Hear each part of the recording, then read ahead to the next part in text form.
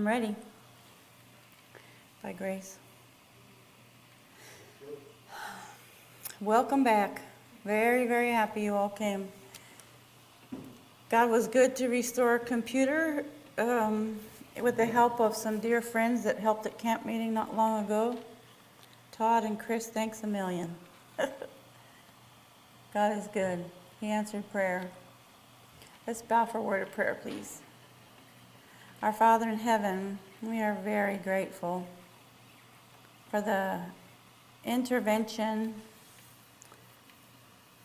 that you provide, for the information that you provide, for the laws of our being, the laws of our mind. Thank you for those who have interest in your government and your ample provision.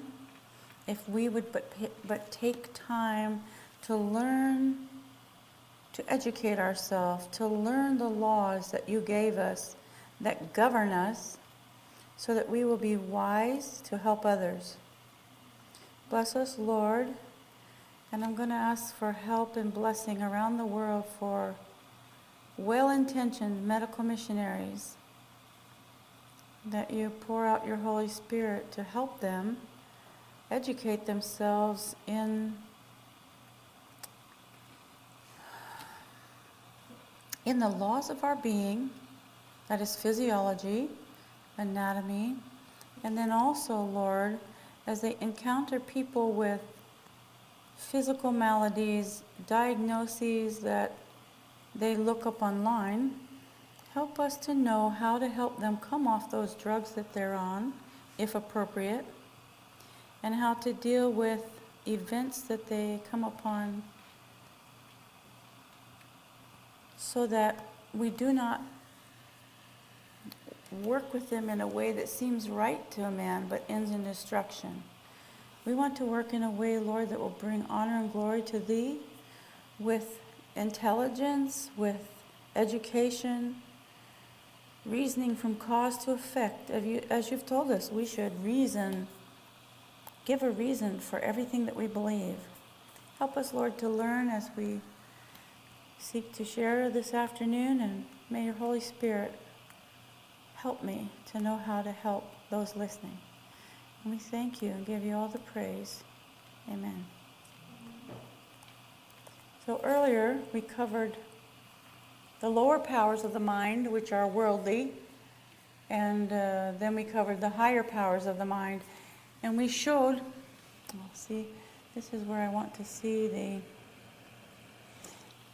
Tanya, how do I escape this and go to the so I can see my slides? Go to escape? Never mind, I found it. Thank you. I'm scared to push buttons on a computer. Anybody else here? You just kick it back to that screen. Kick it back and show it to everybody. Oh. You want it to the way you showed, just so you can see your notes too? No, I want to see these. Okay. Okay, do you remember Because the way you I've got to showed go back to the picture that I want here. Right, but I'm going to switch back, but you can tell me how to switch back in a minute. Okay, so remember the frontal lobe. See number 13? See where my cursor is? Number 13 there. Can you see it? That's the frontal lobes. you say if you do from current slide, it's going to kick you into a full screen. If you cut Like it was before? Yeah. Okay, I'll do that. Okay, thank you. Mm-hmm. Okay, so the frontal lobes is the higher mental functioning powers. Our higher powers are to govern the lower powers of the mind. This is all throughout Spirit of Prophecy too. This is not my original idea. This has nothing to do with being sharper than anybody else. This is in Spirit of Prophecy. We as Adventists should know this and be able to teach this and help people understand. We have a whole world full of people that are living on the lower powers of the mind with feelings and emotions. They're not ruling by principle. So these higher functions in the frontal lobes, what happens in the frontal lobe is concentration, planning, judgment, emotional expression, creativity, and inhibition. Most people don't have much inhibition anymore. Go to the beach and you'll know that. Okay, thanks, Tanya. That's how I found it. I'm so glad. It's so difficult to not know how to run this computer.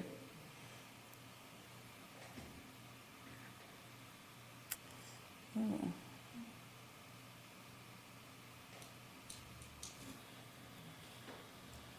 I'm going to get back to the slide where I was.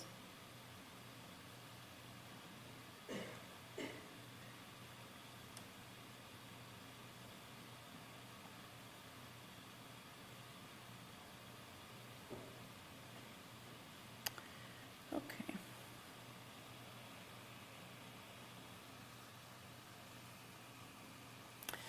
So the lower powers of the mind are also the passions, the affections, the ability to demonstrate respect or disrespect, hostility, hatred, anger, and envy. I don't know how much you run into it here. Arkansas is kind of isolated and still quite country. You really don't have as much the city and worldly influences. Some of you don't even lock your doors now. But I'm telling you, in most places of this country, we have a great deal of crime, we have a great deal of vice, and complete disrespect for authority and for the elders. Let's go to the next one, which is the higher powers. Reasoning, the ability to reason from cause to effect, the process of explaining how and why evidence supports a claim, a logical process based on experience, observation, and facts to evaluate a situation, the process of forming conclusions, judgments, or inferences from facts. The will or the choice is supposed ability to freely decide between alternatives, an important decision which you make about your life. These are, hi, welcome, thanks for coming. It's important that we make right choices, as we learned earlier today. Choices, whether we feel like it or not, choices decide whether God has permission to come in and essentially help our feelings to be rightly aligned. We don't always feel like going to work every day, but we make a choice to do it. We don't always feel like holding our temper in traffic, but we make a choice to do it, and God soon brings our feelings into line. These are things that we talked about earlier, but I really want to go over them again because it's the most important thing we do is to make a choice. Everything depends upon the right action of the will. The only action of the will is choice. Everything, every choice you make, everything we do depends upon the right action of the will. The conscience is also an element of the higher powers of the mind. A judgment of reason by which we determine whether an action is right or wrong. This definition said a hidden source of guidance, but we know it's not really hidden. It may be out of our view, but we know who is the source of conscience. Right conscience. Liberty of conscience is the freedom to hold and act on one's moral beliefs and values without being coerced by others. That does not happen in this country all the time because we're persuaded by, I'll call it what I call it at home, is brainwashing. When all the media has the same wicked agenda and they're all pushing vote this way or don't vote that way. You know what I'm talking about. I don't have to go into it. But that's what happens when they try to persuade you out of your own freedom of conscience. It's human nature to reject what I cannot contribute to. The mind naturally learns to be satisfied with that which requires little care and effort, to be content with something cheap and inferior. God demands of us vigorous and earnest intellectual effort, and with every determined effort, our powers strengthen. So, suppose I don't feel like doing something right. What's my responsibility? Yeah, pray. Ask for God to help us. But when we make a choice that gives God permission to step in and take over, He gives us His power. His power becomes our we can claim God's power. Does God have infinite power? We have power to overcome because we ask and invite God in. He tells us that we must just choose. Choose you this day who you will serve. He doesn't ask us to provide our own plans, our own strength. He doesn't ask us to do that which we cannot do, but we can all choose. You know, I got to be looking at this, and I told my husband, you know, we really have an easy part to play in our salvation. It's not real hard to choose. I don't have to feel like it. I don't have to be perfect at a vegan diet. I don't have to be perfect at dress reform, but I have to choose and set my mind. You know, I know God has put things in a thrift store that are what I call SDA clothing. I know that He is eager to provide our needs. I just want to make right choices. I don't have to feel like it. I just make the right choice, and that gives Him the permission to step in. We're in a literal battle. Evil angels, the fallen angels, are allowed to influence our thoughts, our understanding, if we don't deliberately choose God's way. We're automatically affected by Satan. So we must choose. It's our responsibility to make that choice. Our work will always be agreeable because we will know that we are progressing. If we choose and make right choices, it's God's responsibility to finish the work He started in us. Through the right exercise of the will or choice, an entire change may be made in your life. By yielding up your will to Christ, you ally yourself with the power that is above all principalities and powers. That's amazing. By simply yielding up our will. Does that compute? I mean, it's just too easy, isn't it? I know, people have given me a hard time about it. That's not easy. It is, the more and more you choose the right, it becomes easier and easier to do right. And pretty soon you don't even think about, oh, I have to give up this or I have to give up that. To choose right has its own benefit. That benefit is to know that you have done what is right. You can feel respect for yourself and understand that you've done your part. That's the part that God's given us to play in our own salvation. Thus, through constant surrender to God, we'll be able to live a new life.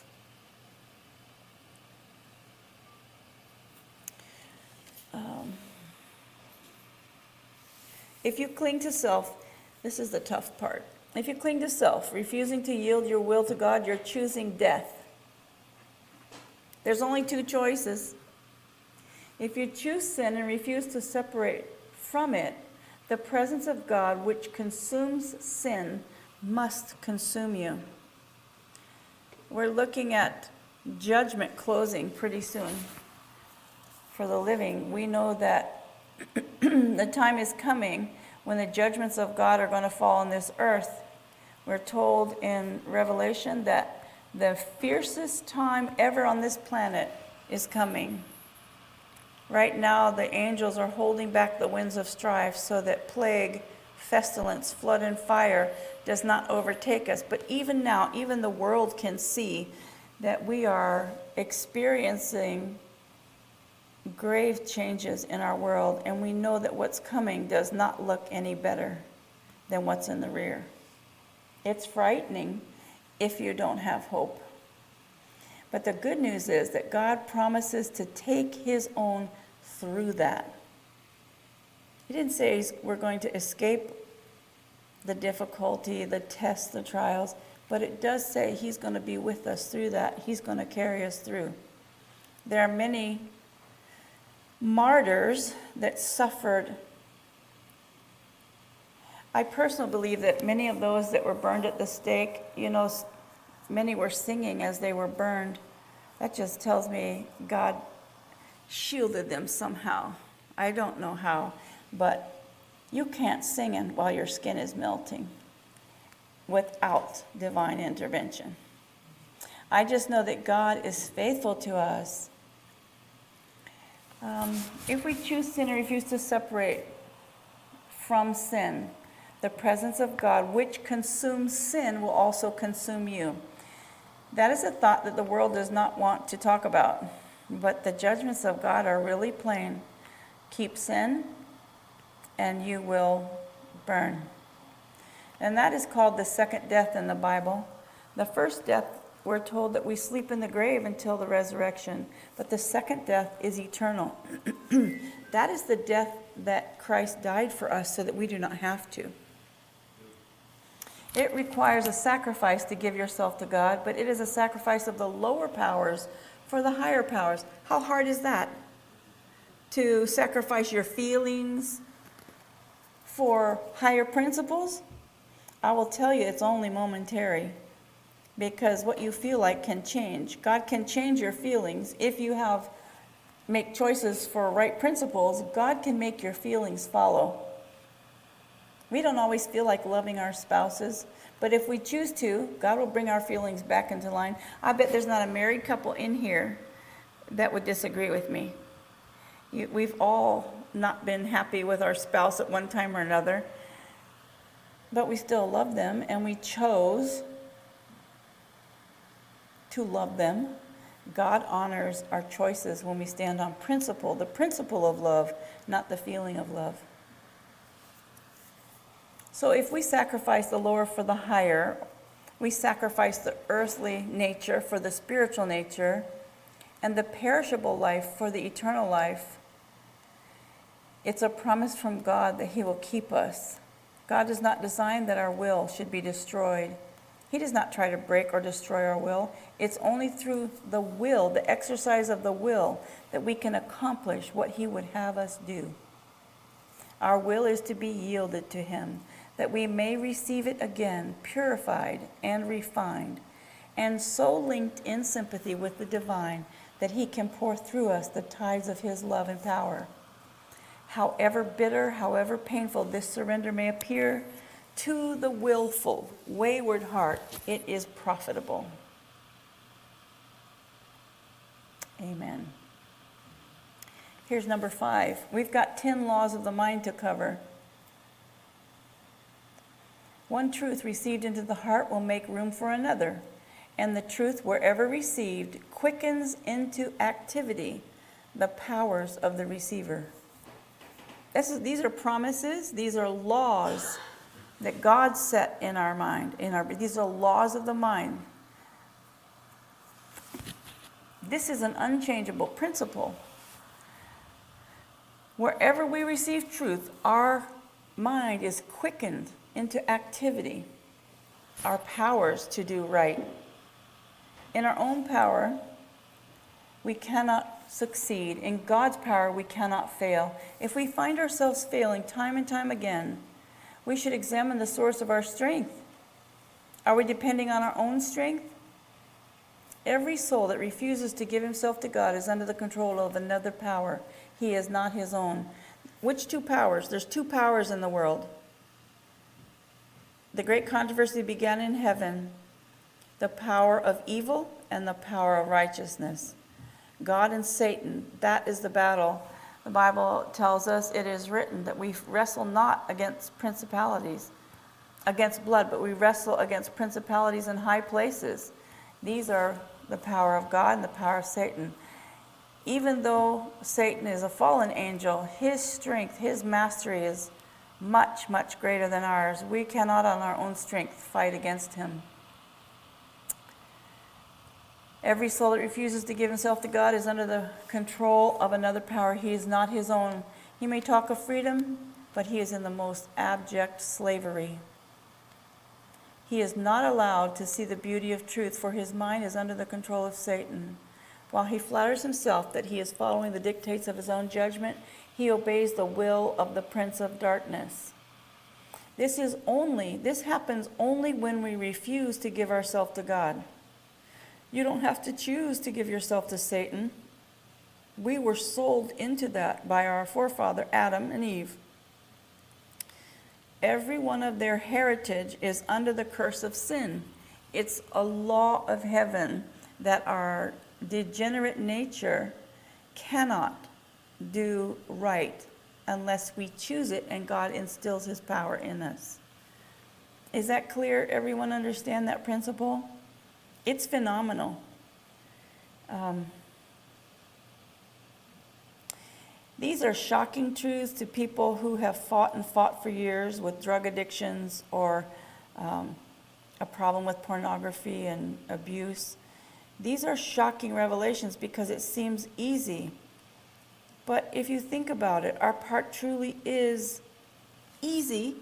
I'm not saying it's easy to yield, but that's all our part is to yield ourselves to God and surrender under the control of his power. Otherwise, you're automatically under the power of the Prince of Darkness. I put it this way because I see so many people really struggling, like they have no hope and don't know there's victory. But remember what we had earlier, we showed on the slides earlier, that the promise is with each right choice, the next choice is easier. Same with wrong choices. If you, as a 19, 21-year-old, decide you want to stretch all your rights to drink, you have just started a propensity to alcohol. So your next choice, the next time you're offered a choice of drinking or not drinking, you have weakened your will to do right. So the will acts as though whatever you choose, your next choice is much easier. That's neuron firing, and we showed that earlier today, how the neurons fire in the brain and create a groove in the brain. We talked earlier, for your benefit, I'm going to repeat this. If you've ever had, I happen to love cloth and fabric, used to sew, and I loved how when I folded my t-shirts just right, or my jeans for my husband just right, and I would make them have the right creases and fold them without wrinkles, pretty soon they almost fold themselves. They're not wrinkled, their seams are right. You know what I'm saying? Women who have dealt with cloth fabric has a memory. Our brain has a memory, and it automatically runs to the choices that are common to us. Ability that's not exercised degenerates. I've heard people tell me, oh, I can't help it. Yes, you can help it. You can help yourself by making a right choice. People that are so discouraged don't think they have the ability to make a right choice. Help them start with one right choice and move to another and another until they have respect for themselves and they learn that God will help them with their ability. You've heard the phrase, use it or lose it. There it is. When men use their powers as God directs, their talents will increase. Their ability will enlarge. They will have wisdom. Neglected opportunity causes weakness in faith, deficiencies in knowledge, and a childlike experience. We don't want deficiencies. If we remain thus, delusions of the last days will deceive them, for they will have no spiritual eyesight to distinguish truth from error. A do-nothing position is automatically sinful neglect. Neglecting to put into practice the truths one knows makes one less and less sensible of the preciousness of truth.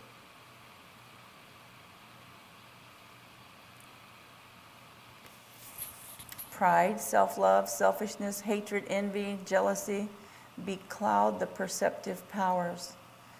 To perceive means to see, hear, or become aware of something through the senses. What beclouds our ability to see, hear, or become aware? Pride, self-love. You ever been talking to someone and you're trying to tell them a story and all of a sudden they butt in and cut you off because their story is more important? self is more important. I know we all do it. But we need to catch ourselves and realize that, when Christ came, everybody else was more important. He gave his own meal when he was hungry to someone else that was hungry. If we put others first, we are promised that what we need to help another, God will give us so that we can help another. Whatever it finds impossible to change, the mind learns to recognize and adapt itself to. But the possibility of indulgence induces desires, hope, and uncertainty, and the results are restlessness, irritability, and insubordination. We have had people in this church that, shocking to me, I recommended that it was probably, if I was in their situation, I would have to fast, because we're dealing with gut issues, diabetes, and other diseases that if you really want victory over them, fasting is the shortcut to health. Fasting is an excellent plan. But I never in my wildest imagination thought these people would choose it, and they did. I didn't press. God impressed them. Why? You correct me if I'm wrong. I think because I was able to give a reason why it would benefit them. We're told to give a reason for everything that we believe. I think that's pretty wise of God to require that of us. That should inspire us to educate ourselves. This saying is huge to me, because if you see a child kicking and screaming for that candy bar right there on the table that belongs to someone else, doesn't matter, it belongs to someone else, they want it. They'll kick and scream and cry for it, these unruly children. But just you remove that candy bar and take it out of their sight, in a few minutes, if not seconds, they're on something else. They don't remember that candy bar. So this is saying whatever you find impossible to change, the mind will learn to recognize and adapt itself to. The possibility of indulgence. In other words, don't buy that pack of cigarettes. Don't buy that bag of potato chips if you know it's got bad fats and it's going to just make your liver fat worse. The possibility of indulgence induces desire, hope, and uncertainty. And the results are what? Restlessness, irritability. You ever snap at somebody? Check your diet.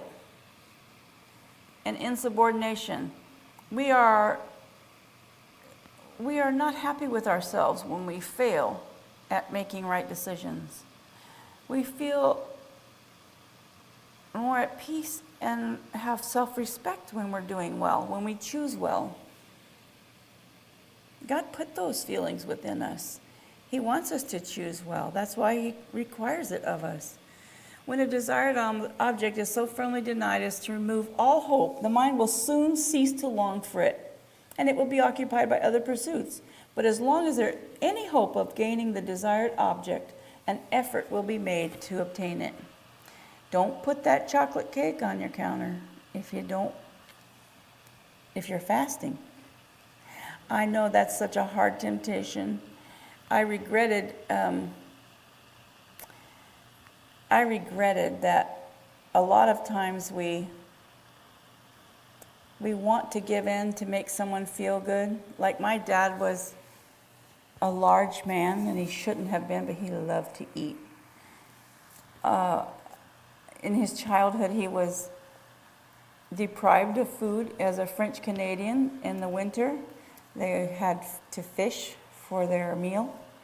Their mom thinned out that flour pancake as thin as she could make it for 6 boys. And it was the hardest thing for me to refuse my dad food if he wanted it. But he'd want food late at night, and I would just fuss about it. But I ended up getting it for him because that's what he was determined to have. He said, I'll go make it myself if you won't make it for me. So it's hard when working with someone whose will is weakened like that, but we have to do the best we can. God has given us the power of choice. It is ours to exercise. We cannot change our hearts. We cannot control our thoughts, our impulses, and our affections. What? We cannot control our thoughts, our impulses, and our affections? Would you believe that if I told you somewhere on the street that you can't control your thoughts, your impulses, and affections? We cannot make ourselves pure and fit for God's service, but we can, what? Choose to serve Him. We can give Him our will. What is the will? Our choice. It just repeated the same thing over. Then He will work in us to will and do according to His good pleasure. Thus our whole nature will be brought under the control of Christ. This is a law. This is a promise of God. This is not the sayings of men.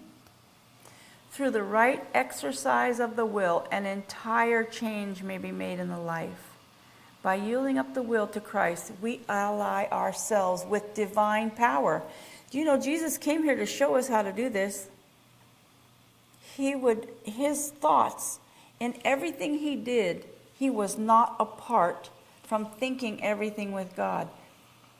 I mentioned earlier today that whether you're a mechanic or a plumber, whether you're baking bread or sewing a garment, whether you're disciplining children or playing with children, our thoughts can still be firmly connected to our Maker.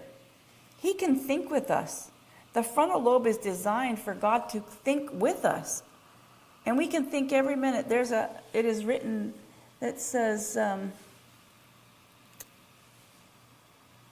just left my mind. Pray without ceasing. Well, how do you do that? What is prayer? It's a thought lifted to God. That's how Enoch walked with God. He thought with God. He wasn't literally on his feet and God on his feet walking. He was walking in his mind's eye. He perceived a link, a companionship, a kinship with God, and he took that as the most valuable thing on earth. And it is to us. It is to me. You know what I mean. If you've been through a lot of hard trials, you'll know where to run. The only hope we have is to run to Him.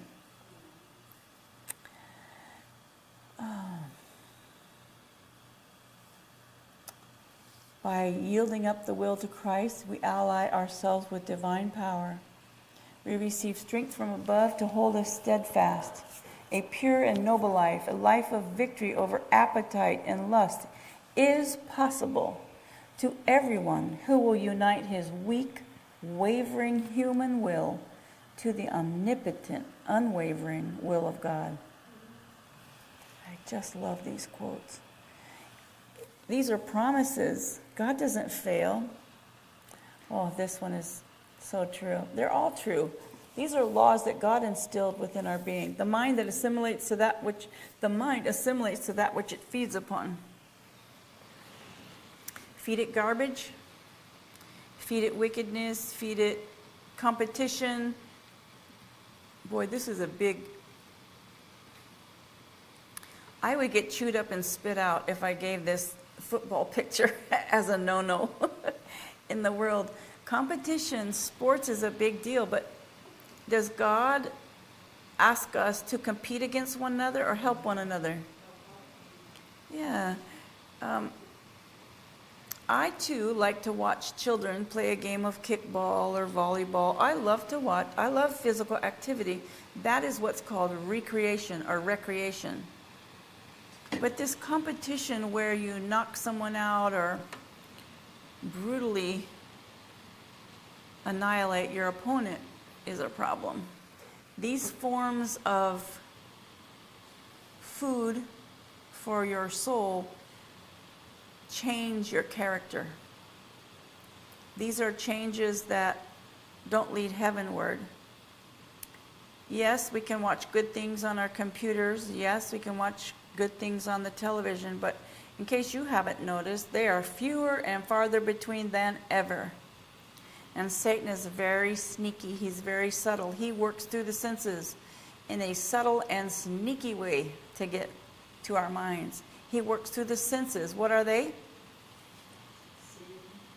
Sight, sound, smelling, tasting, touching. So everything in your environment, your brain is taking in. Those neurons end up sending information to your brain, and based on your principles or your standards, your brain knows what to get rid of in the night when you're sleeping and what to keep. How important is rest? Very important. I used to think it was worthless. When I was younger, I worked 60 and 80 hours a week. I'm sorry to say it, but I'm paying for it now. And it's a hefty price to pay. I'll witness it. Number 9, law of the mind. I have 10 laws of the mind here, but go through your Bible. You'll find more. They're all throughout there. The human intellect gains expansion and vigor and acuteness by being taxed. The mind must work or it will dwindle. It will starve unless it has fresh subjects to think upon. Unless it is made to think hard, it will surely lose its power of thinking. That's called plasticity in today's world, if you want to Google that. You've heard that if you're older and you want to keep your gray matter in your brain, to brush your teeth with your opposite hand that is dominant, or instead of putting your right sock on first, put your left on first. When you bathe, start with the opposite side that you normally start with. You know you have patterns. We all have patterns. Switch it up. Switch up those patterns. To tax the mind means to put it to the stretch. Do something that's different, not unhealthy, not off what God would have us do, but we can all learn to play another instrument. If you play piano, try a flute. I mean, Facebook Marketplace has some decent prices on simple things like that. And we can learn different tasks to stretch our mind. And it's clear here that it must think hard. And it will, or else it will surely lose its power of thinking. That's how we allow everyone that gives to their children every little thing that they ask without allowing them to think how to do for themselves and stretch how to solve a problem. It's unwise, because then you don't teach these children how to think, how to put their mind to the stretch.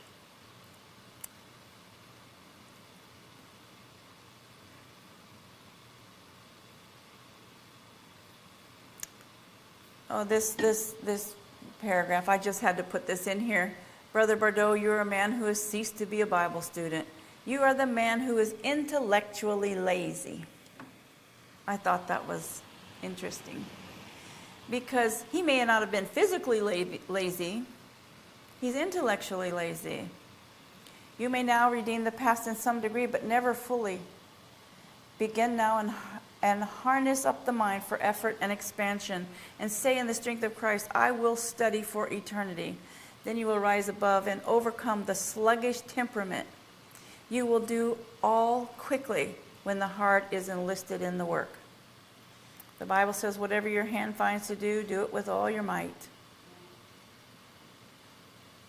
That's just not what you like to do. It's whatever you find to do.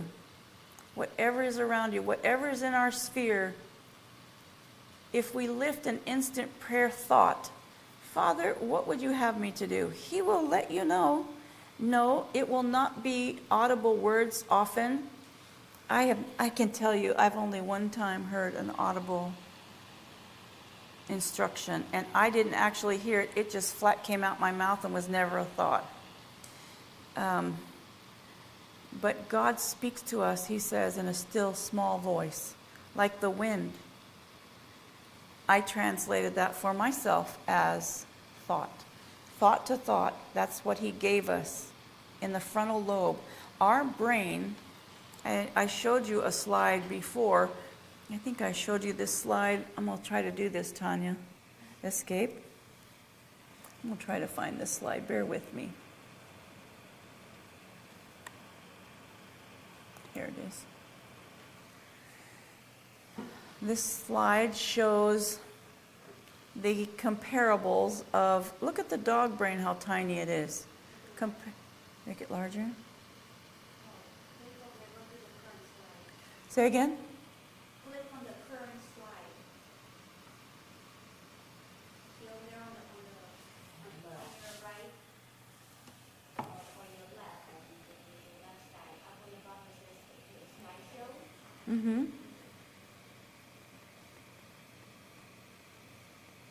Anyway, the mouse brain is the same size as the dog brain. Is that shocking? Don't you think your dogs are much smarter than a rat or a mouse? They're not. The cat is smarter than the dog. And that wily fox that we think is so sharp and slick and smooth and tricky, look at his tiny little brain. Look at the dolphin up here on the right. Isn't that amazing? And how intelligent are dolphins? Very, very intelligent. We've shown them protecting humans. It just fascinates me how one thing I'm really going to love is when this earth is destroyed by fire and purified and God makes it anew, I'm going to enjoy watching him teach us as he creates all the creatures that will be restored to this planet.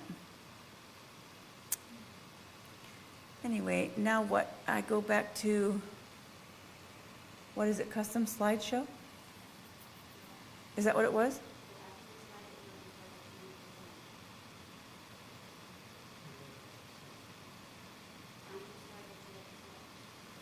Yeah, I can just scroll down.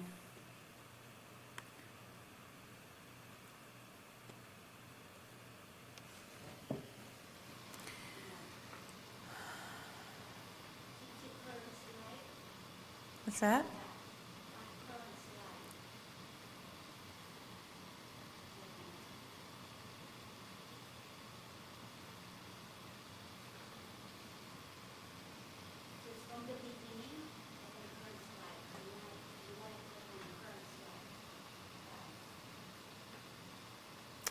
Okay. And this is number 10. This is the 10th law of the mind. We're almost to the end of our presentation. As Satan seeks control of the mind, it's important to study God's laws of the mind and become informed in the best use of the mind and how to fortify it against the attacks of the enemy of souls.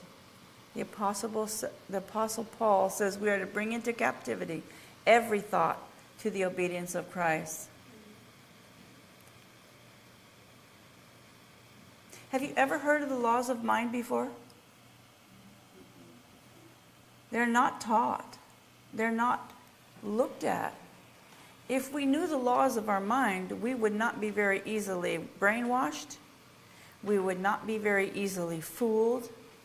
And if we knew the laws of our being, our doctors would not have mastery over us when we have a problem. We would be able to reason from cause to effect, and we would know that when he says, oh, your gallbladder has stones in it, we would know better than to let him take it out. We would purge our gallbladder of those stones, and we would have still a gallbladder. That's one of the most commonly used surgeries in our country. I just hate it. As Satan seeks to control the mind, it is important to study God's laws of the mind, become informed in the best use of the mind, and how to fortify it against attacks of the enemy of souls. How does Satan attack us? How does he attack our minds? What does he use? Your senses.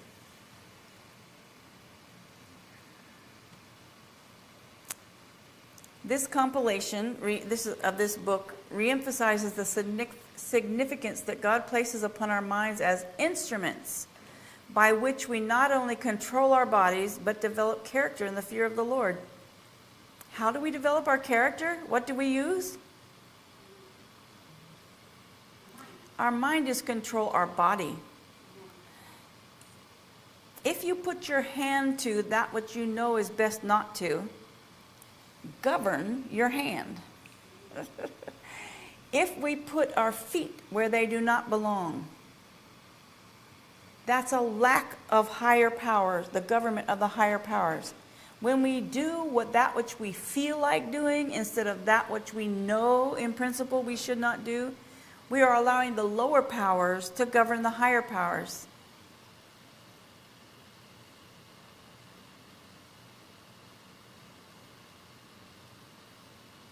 With minds to reason and through which God can communicate to us, we are responsible to Him, both to heed His will and to cooperate with Him in maintaining the proper relationship between mind and body. There's a proper relationship between mind and body, not just any old haphazard relationship. We need to maintain proper relationship using the powers of our mind and right choices.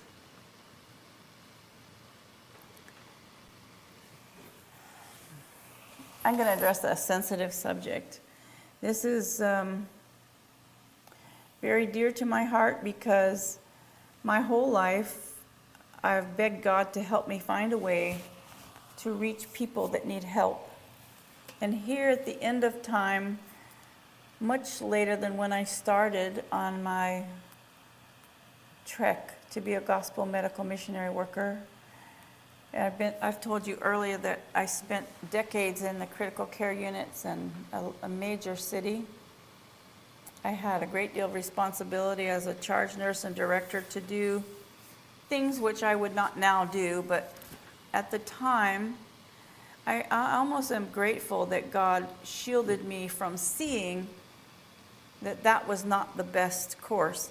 Because honestly, I obtained an education in the world's medicine that eventually showed me how wicked it really is.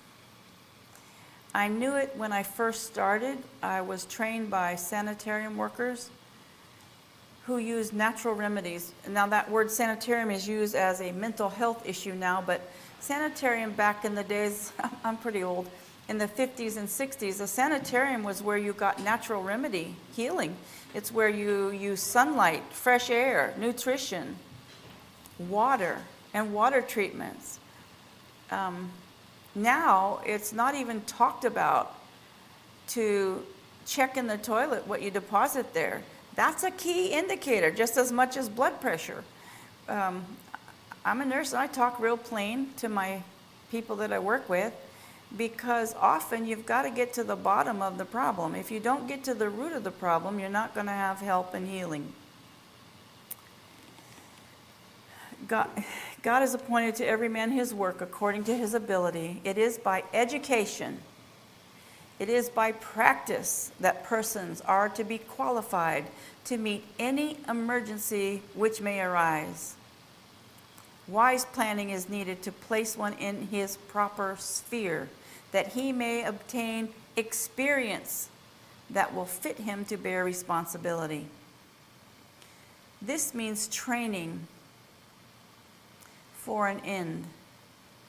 I trained to be a medical missionary. There are many medical missionaries within a particular denomination, but training is lacking in a lot of our medical missionaries, and an experience is lacking. And while I would never want to disparage anyone who wants to learn, by all means, don't go practice as a medical missionary without training, without education. It is required. Yes, you can help people with what you know, but when you take on responsibilities with people with medical diseases, on medication, you are going to get snagged somewhere along the way, because if you give advice, it is illegal in this country to prescribe and to advise as a physician. And you are taking the part as a physician and setting yourself up for legal liability if you're not wise in how you handle health problems. But we are required to be educated. We should be trained. Where do you go to be trained? There are many, I call them medical missionary wannabes. Some of them have missionary training, Some of them actually have some pretty good medical training. There are some of these facilities in our country that have some pretty good medical training. Some charge an arm and a leg for it. Can you tell me how much Jesus charged? A high price, wasn't it? 0. I don't charge for any help. I cannot. People have said, oh, you must charge. I can't do it. And I know there are people that need to make a living from it, and I know that people are inclined to value what you give them and share with them when they pay for it. But I happen to believe that God provides all my needs, and I don't have to charge for what He asks us to do for one another. There are people that need to make a living because they have no other source of income. I don't disparage them. I don't think it is wrong of them to charge for that. But I want us to realize what we're paying for, what we're hoping to get, and what the qualifications to train us. Because a lot of people don't have the education themselves. They can only give us what they have. I'm just wishing that we could spend time in small communities helping those within our sphere. Like if I help someone to rid themselves of gallbladder problems, gallstones, why, they can help someone else that has the same symptoms. And so on and so on. That little problem would be resolved in the community, and people could help one another. But we need to know the difference between giving an herb and taking someone off a med when that medication has to be weaned off. Or I'll give you an example. Some of you know that there is a flower that's absolutely beautiful. Its name is foxglove. Foxglove is used in cardiology as a cardiac or heart medication. If you try to give yourself or someone else the herb foxglove and take them off their heart medication, you can kill them very easily. A very tiny amount of that plant is poisonous. Be very careful how we handle medications and diseases. Another dear soul tried to help someone with something called bloodroot or black salve to remove a cancer. A family member didn't like it and took him to the hospital, and that's a threat. We have to be wise as serpents and harmless as doves. When I get pushback from a family member, I step right back. That family member is allowed to say their opinion, and the fact that they're not educated it's not your place to push against them. What did Jesus say? If they accept you, if they provide for you, teach, help, provide, or give to them. But God said, if they don't want you there, if they push back, go to another place. We don't have to be offended by their lack of understanding. I just lost someone, a daughter of someone reached out to me. My mom has cancer, please come help her. She wanted to help her mom. She bought a juicer, she bought sprouters. She knew pretty much what I'd shared with someone else that I had worked with. This is a military woman. And someone she knew had shingles that I'd helped. And they were shocked. They were just amazed at how quickly that shingles dried up. And it won their confidence, and we started talking about other disease processes. And if you're logical and reasonable, people with simple common sense understand that it's just sensible what you're teaching and saying to do. You don't have to have, you don't have to persuade them, but we do need to give a reason. It's the Holy Spirit's job to convict. It's our place to convince with reason. The Holy Spirit, we can pray and ask the Holy Spirit to bless our efforts. Ultimately, I would like for every body to be healed, but ultimately my goal is to show you the love of God in the way that He made us to heal ourselves, if we will give to ourselves what we need to manufacture the chemicals within, the cells within that fight disease, that regenerate and heal. So much I could say about this. The means, I read this. If we are to be effective workers, gospel medical missionaries, we must acquire the appropriate education, be rightly trained for that very work. I recall I had wanted to, it was my goal to have a little army of nurses that were not necessarily trained in physiology and medical training, though that would be nice. To have some of that medical background is helpful. Then you know when you read a lab report, you know what you're dealing with. If someone's potassium is off even by 1 point, you know they can have an irregular heartbeat. If someone's sodium is off by a point or two, they can be bonkers. They can just be out of their mind. Simple little things like that, you know, to read the signals and the signs of a problem, like yellow skin, a tire around your liver. Those are symptoms that we can see and help people with. Edema in the legs, swelling in the legs. So many things. I can't, a lot of them don't come to mind right now, but I meet them all over the place, and we can help with simple little problems. But I had suggested and recommended, wouldn't it be nice if all of the medical missionaries that want to do health work in the communities would get together and be trained, like Jesus trained disciples. As the problems come up, I would like to send, there are people that call me from literally all over the world who ask, can you send somebody to help me? Do you know how much I would like to do that?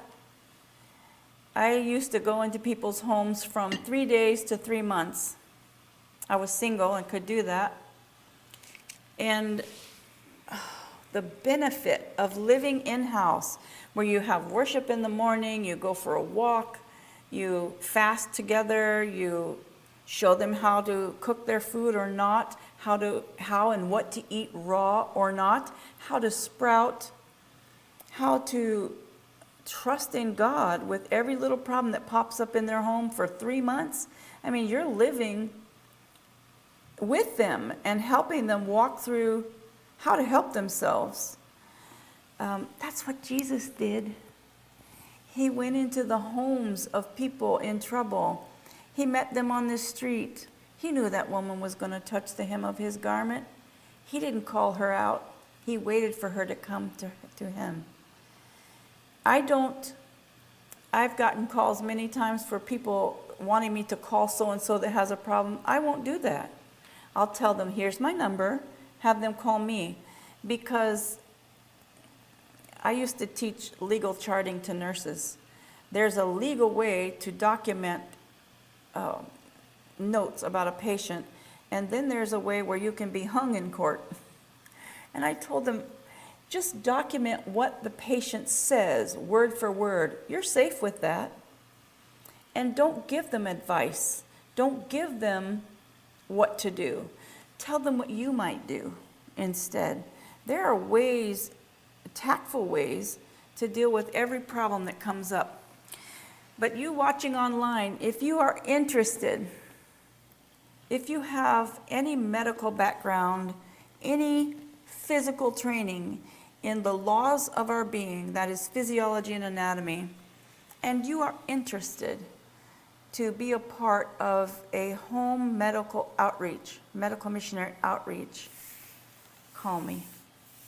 I'm not going to give my contact information online, but there are people that you can message in this chat, and we'll get you in touch with the right people.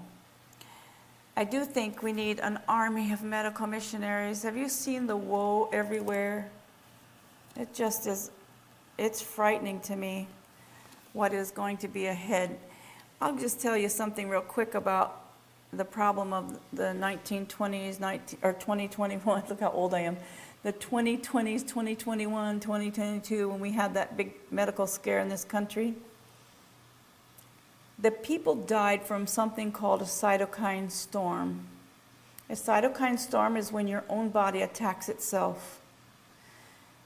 That is preventable by simple, God-given plants. The dandelion leaf will stop that. Star anise will stop that. There are other things that stop our body from attacking itself. We just don't know. You had recently here, and this is someone I love to commune with, but she and I really haven't gotten together because we're really busy. But Dana Gashellen was here. I don't know how long ago she was here, but she's got a pretty good handle on herbs. And I love picking anybody's brain that has experience with herbs. I've used quite a few myself and have found incredible results. Herbs do not work like emergent medication. They don't work like drugs, but they are much more effective and no side effects typically. We can help ourselves if we would just but educate ourselves and ask God to bless our efforts. He promises that He will. Let's thank Him as we close. In a minute. Yeah. Father in heaven, I just thank You for what You've done for us and educating us and helping us to know that You have established laws of our mind and laws in our being. I just love that You have perfect order in all things that You do and that we are to do. Help us, Father, to fall into line and love those who know You not. Love one another, those who know You and don't. Help us, Father. In this fellowship in churches, we have fragmentation that is, I know it grieves Your heart. It grieves me to listen of the little things that separate one another. Someone that is too proud to say, I'm sorry. Someone that misspoke and doesn't realize they just need to take it back and change the wording so that someone is not wounded or offended, or the one that's offended needs to realize they don't know to speak another language. We're all dealing with something called complex trauma from childhood, ways of coping and ways of speaking, spouses that shut down in a trial, or spouses that run away, spouses that yell, children that are screaming for attention. Father, please help us to love each other because we are all one family. Every one of us connected as family. Help us to not be partial and helping only our own. We are all Your own. Help us to reach out and help our brother in need. Bless us to this end, Father, as we seek to do Thy will. May Your face shine upon us and be gracious unto us, Father. Please keep us under Your wing until we meet again, I pray in Jesus' name. Amen. We're going to take time for questions and answers and any physical or mental problems that come across. I've gotten some online and I'll start there unless anyone has. Okay, question.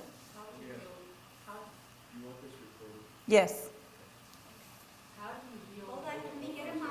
Okay, we're going to get microphones so that everyone can. So we can get this, because otherwise they're not gonna know what we're talking about.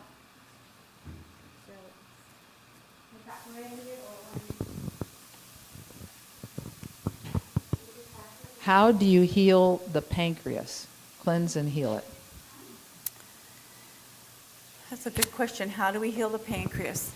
The pancreas, am I online? Can I pull up pictures here?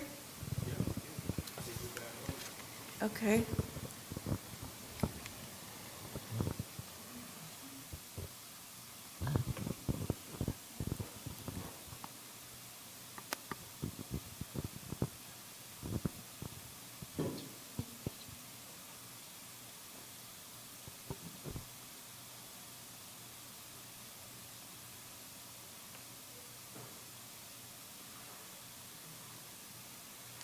The pancreas is a very delicate organ.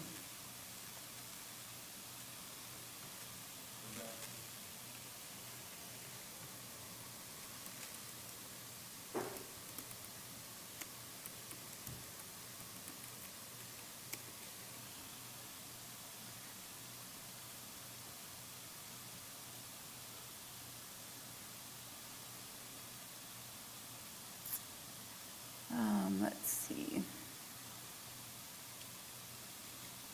Am I on? There, very good. I'm going to zoom. If I zoom, can you see the zoom? Yes, okay, very good. The pancreas is an organ that is responsible for, I'm going to give you a simple version, and it's still a little complicated, but pancreas makes insulin. The beta cells in a part of the pancreas called the islets of Langerhans makes insulin. Insulin, can I use the whiteboard? Insulin breaks down sugar molecules. I'm sorry, I had knee surgery, I have to go slow.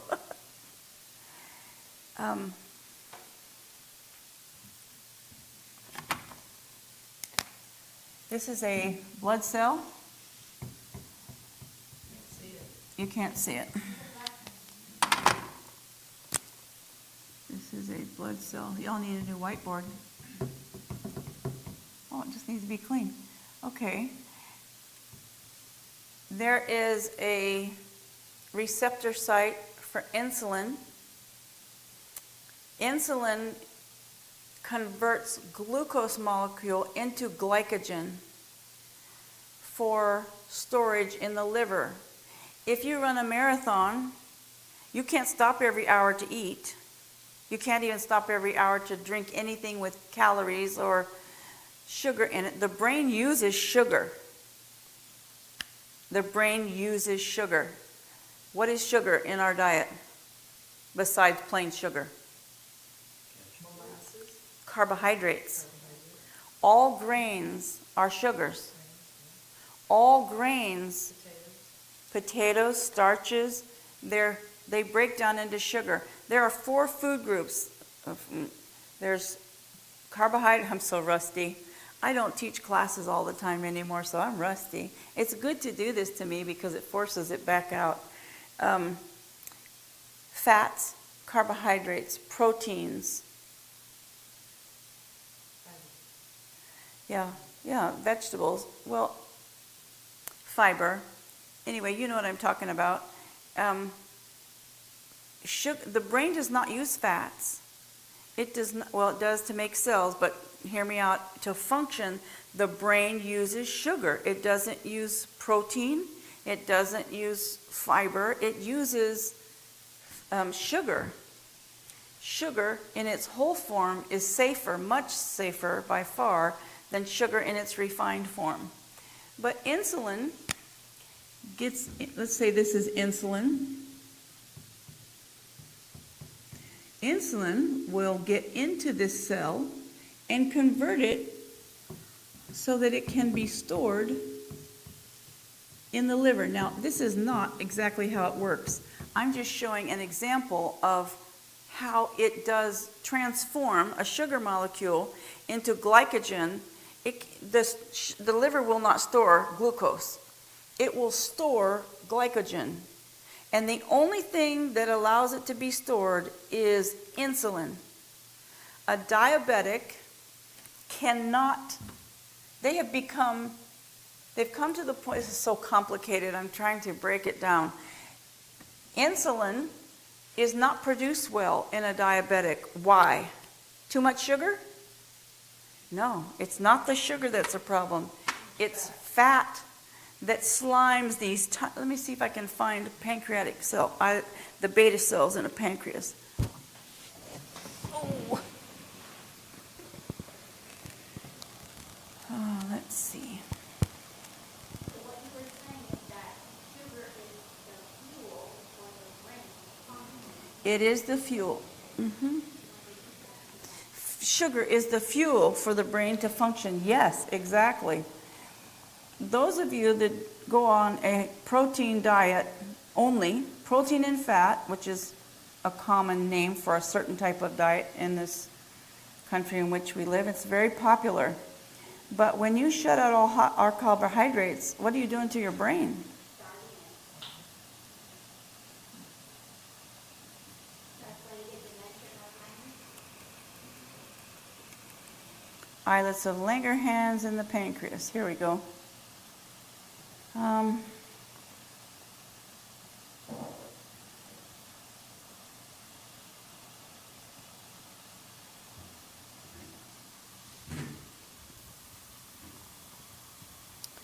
This picture kind of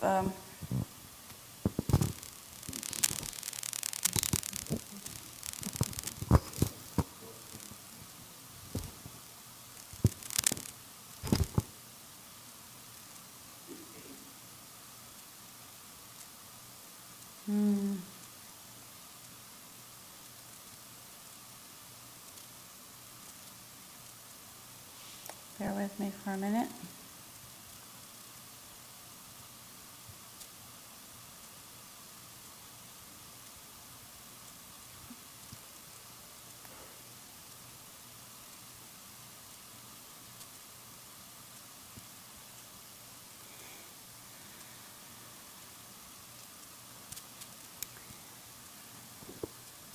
If your pancreas is not working, you cannot eat. There are people who have pancreatitis. I was dealing with one a couple weeks ago, and she began to have nausea and vomiting. She could not eat. She felt really bloated. And I said, stop eating. Don't eat. Go to water only for a day or two, and then go to juices and see if you can tolerate the juices. She's in the process of having some testing. But yes, her liver was very packed. You know that tire that's between your breasts and your waistline? That is a liver tire. Some people pack fat on their back. Some people pack fat on the liver. And yes, I'm working on mine. Because it's just common and easy to eat the easy way. What is quick and easy, but it's not the smart way always. Here's the islets of Langerhans. See these little teeny tiny cells? Can you see my pointer there? Yes, you see it right here? I'm going to take it down to these little tiny cells. Inside this network right here is these little tiny gray, you see these gray cells? Those are beta cells. Alpha cells are the green ones. Do you see how tiny they are? This is a microscopic slide. And you can see the larger picture is microscopic. So see how tiny these little cells are? They are what produce insulin. When you take, do you remember the old days when Mom used to cook with Crisco, and Crisco was the it thing to cook with? And margarine was so much preferred over butter. These fats began destroying the delicate membrane around these cells so that insulin cannot be manufactured. When that happens, you cannot make insulin. If you cannot make insulin, your sugar level just keeps rising because it can't be converted for storage. Does that make sense? Mom, does that make sense? Your sugar cannot be stored for later use. Therefore, it keeps rising, so you get high blood sugars. That's the indicator to your doctor that insulin is not being manufactured. Now, people that love pastries and sweets, sweets always come with fats, have you noticed? They've always got some butter in there and all kinds of bad fats. If you eat like that for a long period of time and don't allow enzymes to break down bad fat, you're going to end up with these cells being so slimed that they can't deliver insulin. And the demand for insulin rises, and your pancreas is trying to make insulin, but it can't. It just overworks and overworks. And eventually, it starts making high levels of insulin to try to cover your high levels of sugar. But it's a battle for a while. It's called insulin resistance. Anyone heard of glycemic index? It's how quickly a food takes your blood sugar to rise and how far it rises. Whole grains don't allow your blood sugar to rise like refined grains because there's fiber attached. Your sugar levels will rise much faster if you drink orange juice than if you ate an orange, because the fiber in the orange helps keep the blood sugar under control. It binds to the fiber. Not that a diabetic should drink juices. I'm just saying that's how it works.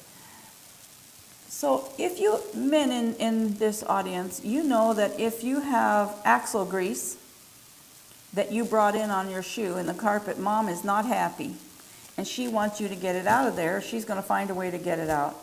So what breaks down grease, do you know? Pardon? Okay. Anybody else have an idea what breaks down grease? Pardon? What does your laundry detergent use to break apart grease? Enzymes. Enzymes. Have you ever noticed that this is a fact that you can remove grease by using a lighter oil. A lighter oil will break it down.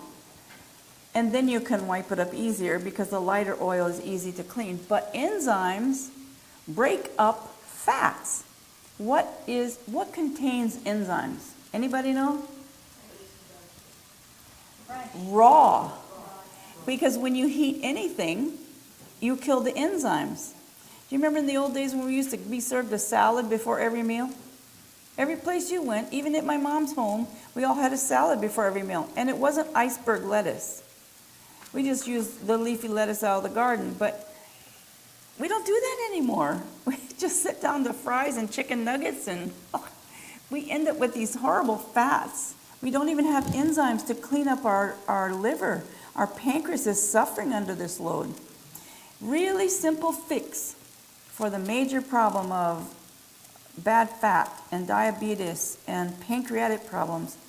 Reintroduce that simple salad before every meal. I don't mix leafy greens with fruit. I'll mix it with a root because it's an enzyme battle in the stomach when you do that. That's another topic. We won't get into that. Did I answer your question about, pardon, about the pancreas? So you would start with raw food. I think it's really important to introduce You would raw- start with raw foods. Yeah, it's really important to introduce raw food in any diet. And what about fats? Only coconut oil and Good question. non-refined fats? Is that Well, what, personally, I like. or none? If you have a fatty liver, Uh-huh. go to none at all. With all possibility, go to no fats. If you have a fatty liver, I'm going to tell you that fasting. If you want to do a liver cleanse, there's no such thing. I'm trying to be careful not to hurt anyone's feelings, but there's no such thing as a liver cleanse in a pill that you take. Not going to happen because your liver is the storage center for everything that goes in here. Everything that goes in, some or part or all of it, is stored in part in your liver. So if your liver has done that for 70 years and you've got fat back in a tire, do yourself a favor and quit eating for a few days. Just don't give it anything else to pack in there. And what will happen is your muscles, your activity, even breathing takes muscle activity. I used to tell patients that come in with a heart attack, don't move your toes, don't blink your eyelids, do not try to talk to me. All I want you to do is breathe. I will ask questions, you can blink, you can raise a finger, but don't talk, don't move, don't use your muscles, because the heart muscle is demanding a great amount of oxygen when it's in trauma. Every muscle you move will take that oxygen from your heart. So when you're in crisis, you need all that oxygen to go to your heart. Take me back to where I was, Tanya. I was talking about enzymes. The liver can't store anymore. You don't want to put more in there. That's right, we want to fast. Thank you, brother. That's the job of my husband, who is not here. When I go off on a rabbit trail, he's in the back going, go back. We have a brother in this audience who, when he learned that principle, he didn't say, well, someday I'll try to fast. He started his fast that very day. He did nothing but water for, I think, 2 days. Then or 1 day at least. And then he went to juicing. Juicing does not need digestion. Vegetable juice, is ready and available for use. It does not have to be stored. But because he had so many liver problems, so much liver toxicity, when you start to dump these chemicals that are stored in your liver, every chemical you've ever taken in is stored there. In one form or another, everything you've come in contact with affects your liver. If we realized how that mighty organ, it's a huge organ. It covers a great deal of your abdomen's surface area internally. If we realized the value of that organ and knew how it worked, we'd take much better care of it. To fast requires that organ to give up the garbage, so to speak, fats included. There is nothing else you're giving your body, so it's got to take it from somewhere. It's not going to break down muscle tissue if you've still got a storage. If you kept fasting, the longest fast I've done is 21 days. I keep saying I want to do a 40-day fast. I'd like to know, What? You did 40 days? With water? That is amazing. Because we use juices. I had a 12, she did a 21-day fast with water. I do not advise that for everybody. There are some people in here that would not do well with the 21-day water fast. how about a diabetic? A diabetic, I'll tell you how. Do you remember Agatha Thrash and Calvin Thrash? They run Uchi Pines, which was an incredible health ministry back in the day. I don't know how they operate today, but it's not the same as it was. But every diabetic that came to their facility, they immediately put on a water-only fast until their blood sugars went to normal. And I've seen it work hundreds of times. It works 100. This is for type 2 diabetes, by the way. Let me qualify that, because type 1 diabetes is a whole different story. There's a pancreatic failure from childhood that cannot be corrected like we're talking about. So their needs are very different. But a full fast until your blood sugar falls to normal is a safe, effective, and very good way to start and change in your diet. By the way, if you do that and get your blood sugars back to normal, go back to the old way of eating and living, then you're not going to have results. But all blood sugar is used by muscle activity. So if you have a high blood sugar, what's your best option after a meal? Use your muscles. Use your muscles so that it uses up the blood sugar that is in your bloodstream, and it doesn't give you a spike in blood sugar. We've talked to you about that before. Go for a walk. It's a good advice. Can I help you, ma'am? Do you have a question? Yes, I was going to ask if you recommend fasting with water when you have cardiovascular disease, like CAD. Well, that's coronary artery disease. Yes. It's not going to affect coronary artery disease in the short run. Coronary artery disease is either plaque in the artery plaque with fat. That is blockages in the artery. Your body on a fast is not going to give up those blockages. It doesn't work that way. Coronary artery disease is a whole huge subject. We have blockages in our arteries from bad fats. Bad fats combined with minerals. When we've taken, on autopsies, they've taken plaque out of coronary arteries that is hard as a brick. It's calcium deposits largely mixed with cholesterol, which is fat. By the way, cholesterol is not bad. Statin drugs are very bad. This is my opinion. I'm going to tell you by disclaimer, seek your doctor's advice, all that. You have the right to diagnose and treat yourself. I'm going to use a disclaimer that we're going to put one online when we put this up, but you know you get a lot of kickback when you go against the medical facility in this, or medical institution in this country. Suffice it to say that if I were to have coronary artery disease, I'm going to tell you how I would deal with it. Raw food. Back to the enzymes again.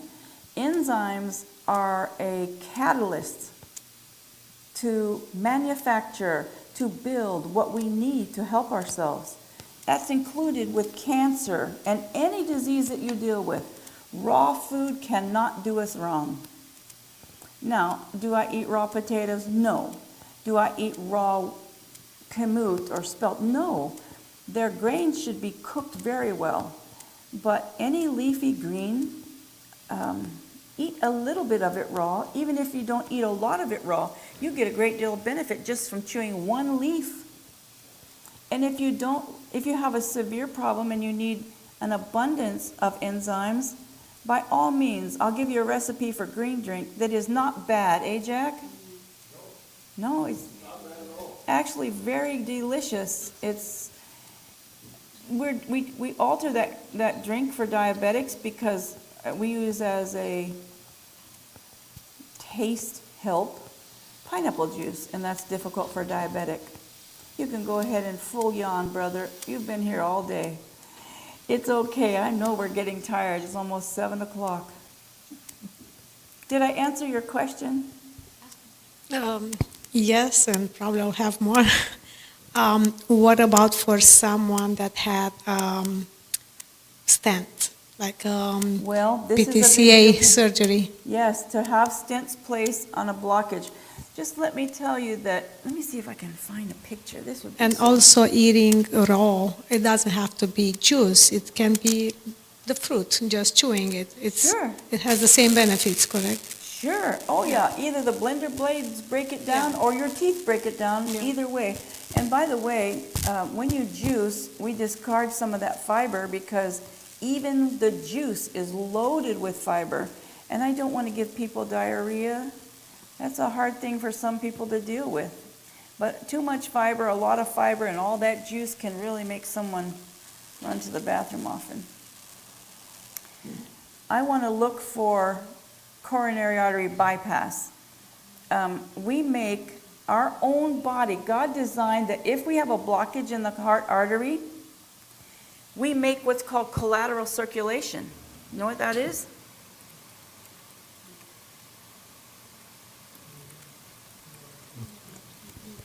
The body makes its own bypasses? Thank you. Collateral circulation. Here we go. Let's see. Tina, you're talking about chewing up the food or putting it in the blender. There is no way in the world I could have eaten all of that we put into juice. That's right. Isn't that true? Because, we had stacks of stuff that we ran through that thing, and Yeah. I couldn't have eaten that in a day. No. And not only that, with carrot juice, you can drink a pound of carrots, but you cannot eat a pound of carrots. Because we went through probably a bag of carrots just in that one. And that, yeah, we did. But all three of us were indulging the carrot juice. Okay, let's look at some collateral circulation for your benefit. Here we go.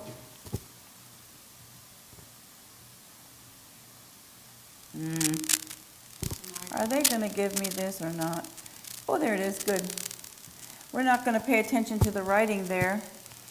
You see the main arteries? Can you see my cursor? Oh, yeah, probably can. Here we go. You see my cursor now? This is a main artery. In our heart, we have something called the left main, the left anterior descending, different types of, or different positions of blood vessels to feed different chambers of the heart with a blood supply. This is a main artery and collateral vessels starting to form. Notice in this second picture how these collateral vessels have been connected.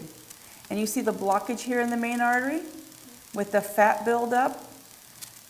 We have made a bridge. We are designed to live forever. And even 6,000 years in our degenerate state, we are able to do this. That speaks to the amazing intellect of a divine creator. And you see that when this artery is fully blocked, this collateral circulation has taken over, providing blood to that heart muscle. Now, there's a big qualifier here. I've had some people tell me, I am not going to get a stent. There's no way on this planet I am going to get a stent. And I tell them, okay, look, if you will be wise about it, you can wait for collateral circulation, but it's very risky because you can have a heart attack and die. And it really, to me, for me personally, because I worked the heart unit forever, it matters where that blockage is and which artery is blocked. The left anterior descending controls or feeds the left ventricle. That ventricle is responsible for getting blood to your entire body and your brain. That's the largest part of your heart that has the most muscle, and that artery, if it should become completely blocked, you're in trouble. You're dead. Unless somebody can rescue you and can get you on a balloon pump, a ventilator, and do some bypass surgery. The bypass stent we thought was an excellent object when I worked in the cath lab, but we began finding terrific problems with it. Sometimes they're dislodged. There's side effects. They'll tell you, you have to sign a paper saying, I might die, this thing might be dislodged and travel. It could clot up and the body could reject it. Pretty much they've gotten the rejection process much better because they use materials that the body doesn't reject. But I told this person, if you're willing to pace yourself long enough so that you don't push yourself, so that the demand of your muscles is greater than your heart can provide, that's when the heart attack comes in. You pace yourself so that you don't put yourself under that kind of load where your heart can't keep up with the demand. You can build this collateral circulation. This is risky. This is very risky. That's why a doctor will tell you, that's stupid. They'll tell you that's really foolish move because you don't know how to pace yourself and you don't know what you're dealing with. And they're not going to teach you. But collateral circulation is an option, but then you still have that plaque in there. And you know that the risk is that that plaque can be dislodged piece by piece or all in one chunk. And when it's thrown to the brain, you're going to end up with a stroke. If it's thrown to the lung, it's still going to kill you. It's a possibility, but do I like stents? No, I don't. But we don't have a lot of option when we haven't done our part to keep our pipes clean. Enzymes. I'm right back to enzymes. There is nothing that I know of that's going to benefit us more than enzymes. Live food. Grow your leafy greens, because if you haven't noticed, the stores, they're pulling them off the shelves for salmonella. They're pulling them off the shelves for E. coli. And even if they're on the shelves, they're quite old when they get to you. They may look fresh and they have nutrition, yes. A lot of them are grown hydroponically, meaning they're missing what God put in the earth. Now, I don't know if you remember the element charts of long ago. The element charts used to have just a few elements on it. If you look at an element chart today from when I was in chemistry, the element chart is much more full of elements that we knew nothing about. I believe that God packaged food for our lifelong benefit.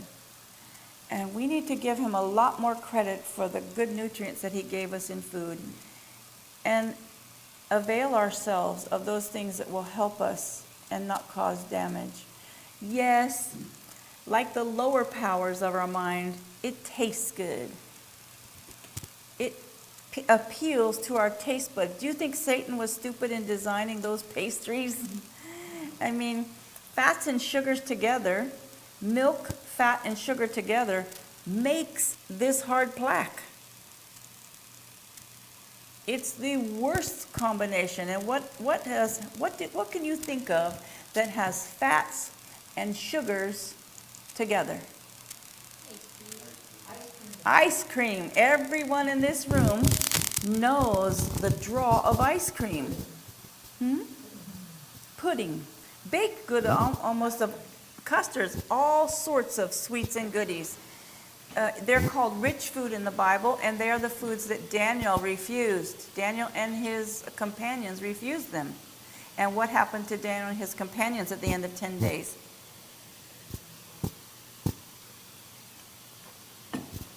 10 times. You have a mic? Can we give somebody else a chance for questions, because we have Absolutely. other people in here, so I just want to make sure everybody. Okay, I just want to make sure that. Okay, you said that milk and sugar is what caused. And eggs. And eggs, okay. together. Does soy milk or almond milk change Not the that? same. It's not an animal fat. Okay, so it's totally different. But be careful with sugar and eggs. Right. What about stevia and eggs? Stevia is not sugar. It's not sugar. No, Xylitol? Yeah, xylitol. I'm not going to have a fight about all this stuff.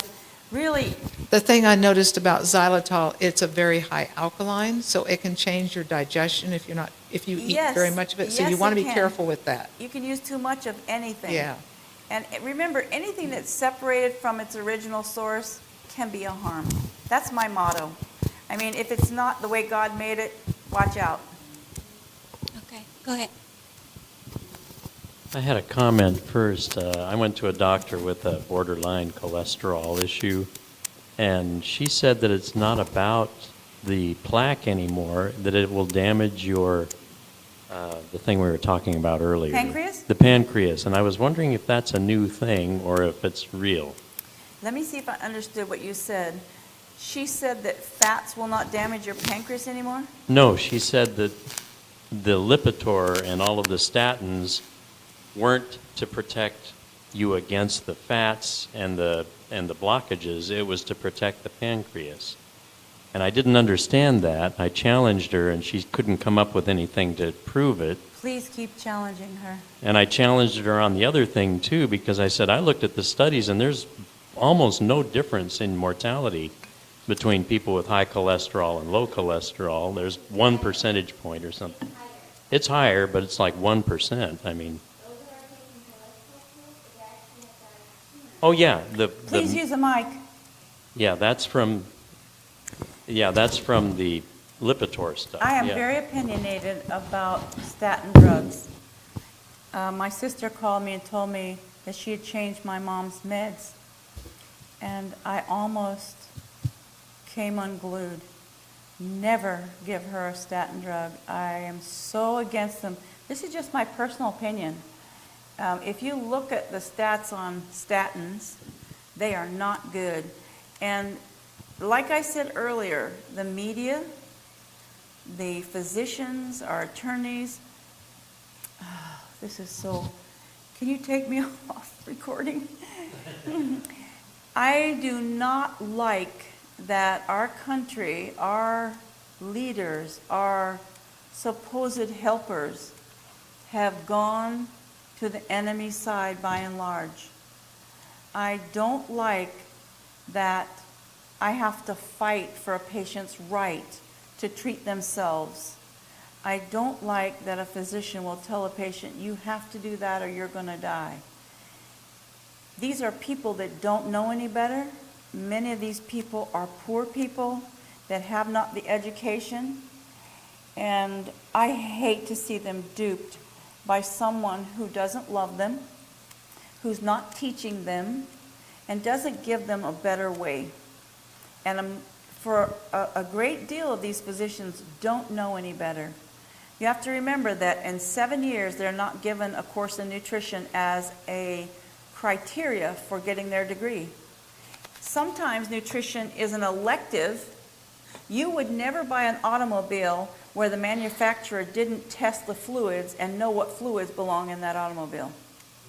You wouldn't do it. You wouldn't do that with anything, whether it's fluids in your pool, fluids in your animals. You would not give chemicals or fluids or nutrients to some engine that didn't belong in there. You wouldn't put sugar in your gas can, but you could eat sugar for your brain. But we are designed to live under the laws. That's why I'm really addressing the laws of our being. The laws of our being are laws of physiology that God built within us, and we need to look at the wise path. I want to go back to the cholesterol question, because if you have a high HDL, which is, I remember it this way, a lot of people, what is the difference between HDL and LDL? The LDL I call the low lifer. The HDL is the heavenly cholesterol. So if you remember, the HDL is the good one, it's heavenly, and the LDL is the low lifer. You can remember which is the bad and the good. My HDL is high, and my doctor, I started doing yearly lab work because I want to know what I'm looking like internally, and she used to call people in, come look at this HDL. I've never seen one so high. Well, I am very fond of vegetables. I eat vegetables all the time. Just one second. Your LDL, the low lifer, is the kicker. If your LDL is high and your HDL is low, you got trouble. Correct it quickly. Kick out the bad fats. Kick out anything that's bound to bad fats. Use enzymes. If I could emphasize again, enzymes. Bad fats, anything other than the way God put it in a plant. Bad fats are seed oils, hydrogenated fats. The only oil that I use in baking or cooking is coconut. And I modify it because it's hard at 70 degrees or 65 degrees. I don't know, it's solid temperature. Doesn't matter. But when it's liquid and warm enough, it's too runny to use in some recipes. I made my husband's and my wedding cake as a vegan carrot cake, and I used coconut oil. And it was warmer than I wanted it to be on November 2. We're not in November yet, are we? Not quite. I better be home for our anniversary. Just realized, but it got warm and my cake started to slide. And but you have to take that into consideration when you use those oils. You just have to alter your habits a little bit. But I also use extra virgin olive oil with a disclaimer because it's very hard to find pure and good olive oil. I don't use any fat that comes in plastic. I want it in glass. I am real leery of plastics, perfumes, fragrances, scents of any kind, deodorants, laundry detergents. What? How about telling them about that lady oil that you buy in brown and green? Yeah, thank you for the temperature. Don't let your oil smoke. Just keep your temperature low enough so your oil does not smoke. And use very little oil. My sweet dear friend Tanya there cooks some of her items with water instead of oil. It works just fine. And you can add a little coconut oil or olive oil later. That way you know it's not going to smoke. I'm very fond. My husband, I started trying to play with sourdough bread. I don't like it sour. We ordered some people do like it sour and fermented well, but I started playing with whole grains. We ordered some, there's a place called Breadtopia that has a good selection of ancient grains. We started playing with sourdough bread. I'm still working on it. But he likes dipping his bread in olive oil with herbs and garlic soaked in there. I just leave it in the refrigerator and it picks up all those nice flavors. He likes dipping it. We're designed to, yes, and we're designed, by the way, do you know what satiety is? Satiation. It means feeling satisfied. That's where we get the word satisfied from. When we eat, it is fats that make us feel satisfied. God designed us to eat fats. He put it in the olive, he put it in the avocado. It's even in some greens. Pardon? Sacrifices?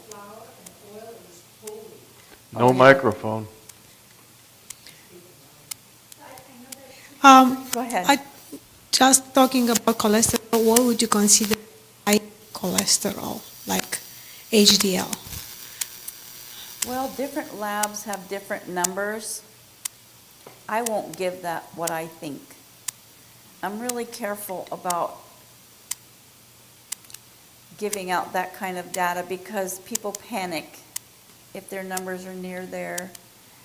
And really it has to do with the ratio. In my opinion, if your HDL is high and your HDL is, and your LDL is low, you're doing pretty well. That's my opinion. And would being nuts, Nuts? yeah, all kind of. Oh, do I Tanya. love nuts. Tanya. By the way, the fattier the Tanya. nut, eat less of them.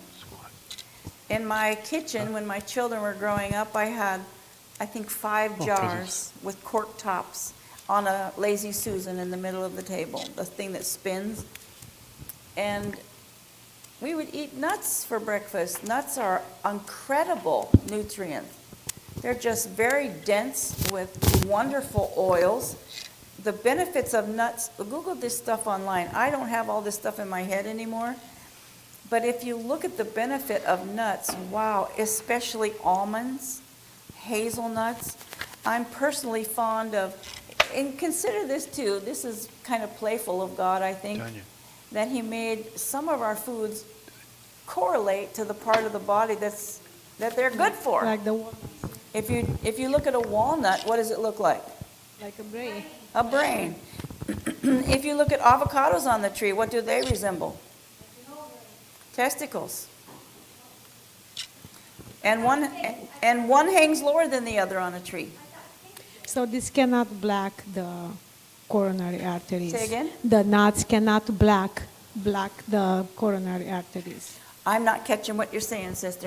The nuts, the walnuts, whatever kind of nuts, they cannot block the coronary arteries. No, there's no, thank you.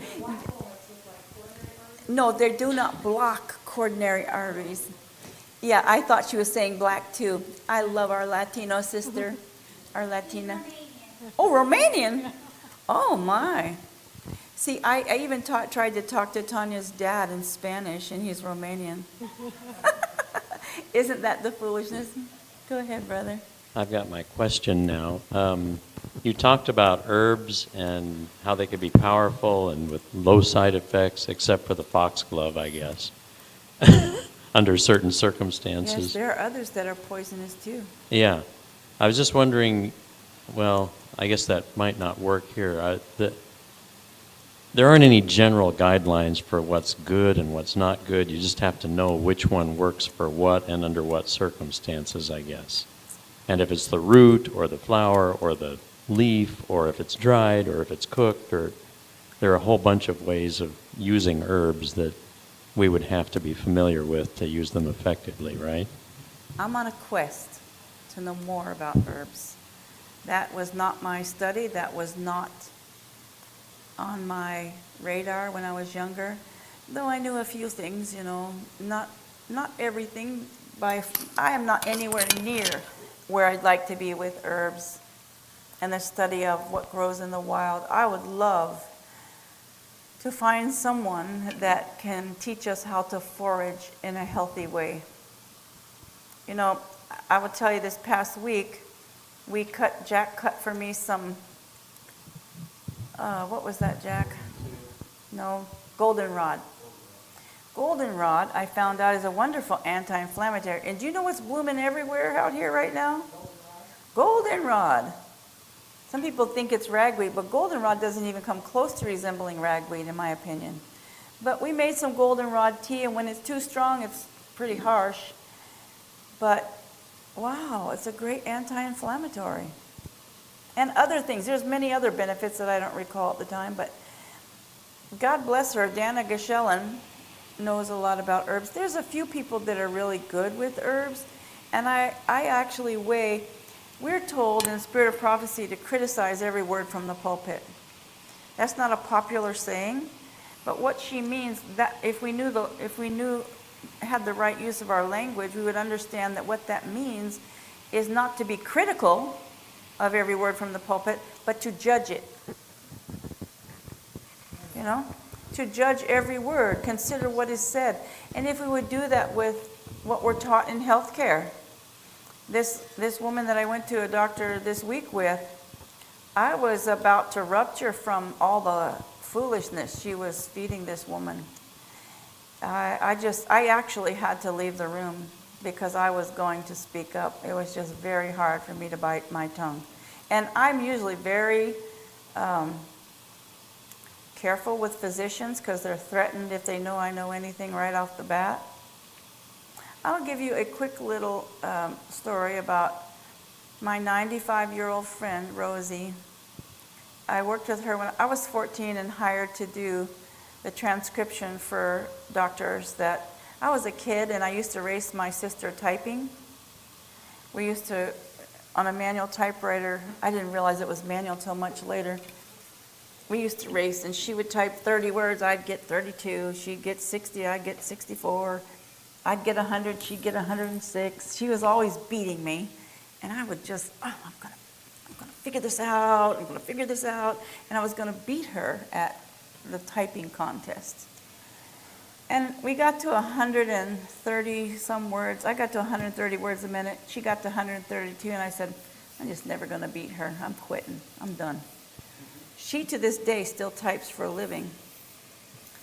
But I was hired to type all the transcription these doctors actually left corporate medicine because they took over our denominational sanitarium and hospital where they had natural treatments that were incredible. I'm talking about fomentations, hycolonic enemas, sunbathing. They use sunlight, fresh air. They use water treatments in many different ways. They use good food. This physician, by the way, was the first that I knew of to have a health food store in Orlando, Florida. That's where I grew up. He grew sprouted grain bread. They made at his health food store sprouted grain bread. And he made green drink with comfrey, which is very controversial in some circles. I happen to believe it should be used in many situations, but long story, I walked into this office, which I learned was my office. I'm a kid, I'm 14 years old. And I realized that I get access to all these books, medical manuals, dictionaries, medical dictionaries, plus I get to hear what the patient problem is coming in, what he treats it with, and I'm typing it all out. And then I get to see the results when they come back, and I get to type and respond to all the correspondence with other physicians. And of course, I was a kid and I had no idea what God was doing with my life, but I'm telling you, to this day, am so grateful for the goodness of God to direct and start me there because it set me on fire. I always liked reading the dictionary, and I was just a downright square in school. I liked reading my Bible, and I liked classical music. Everyone else I knew liked pot and rock and roll and all that stuff. I liked just riding my horse and just going out to the orange grove and thinking with my Lord, climbing up in the tree with my guitar in the wee hours of the morning, or swinging in the hammock all night over the fish pond. I just like time with my Lord. And I had no idea the way the Lord was leading in my life. And by the way, children, whether you're listening online, or parents, whether you're listening online or not, a youth, a child that commits their way to the Lord in their youth, there's a promise that the Lord will keep them throughout their life. And if your father and mother have failed you or abandoned you or are not present in your life, remember this promise. You have God to raise you up. That's a promise. If thy father and mother leave thee, I will take thee up, he said. Did I answer your question? I think I went on a rabbit trail. Yeah, I think that's right. My wife was asking about early prevention for Alzheimer's, if there's something you could just take preventatively. Big subject. There's some new science on Alzheimer's disease. Is that an enzyme? Eat your enzymes. Eat your enzymes. You know, I haven't done a lot of research lately. I have looked at a lot of things. They're not in my memory at this point. But I'm going to say this. Stay off the bad fats. Fats affect every small and intricate and delicate part. You know, when you see an autopsy, you see this awful looking mess in a human body. But it is organized. It is incredibly put together. And when we give it what it needs, it will take care of itself. Now, I do believe that Alzheimer's is diabetes of the brain. I believe that sugars are a big problem in the way they're refined. Apart from, when I grew up in Florida, you could eat sugar cane, and it protects your teeth. It doesn't give you those sugar spikes. It is incredible if you can get raw sugar cane. It's very hard to get, but what a wonder. And yet we've refined it, and it's not refined. It's dumbed down. It's a corruption of what God designed. If you can get raw honey, it's a better option. Even that can be poisonous or difficult because of chemicals that are sprayed. But by and large, the bee will process that for you. It would kill the bee if it's going to be that harmful. That's my thought on it. I often use stevia sometimes if I make a pumpkin pie for Thanksgiving or a carrot cake. I'll use some stevia. Xylitol is okay. There are a few alternatives. You have to make your own call, do your own research on that kind of thing.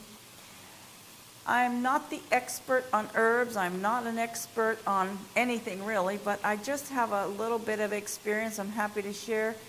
Medical conditions I'm a little more up on because that's what I've dealt with my whole life. But I'm happy to give you my opinion on the things and what I do know. So I have somebody who asked a question on neuropathy. Is there anything that can be done for neuropathy where their feet feels like it's burning?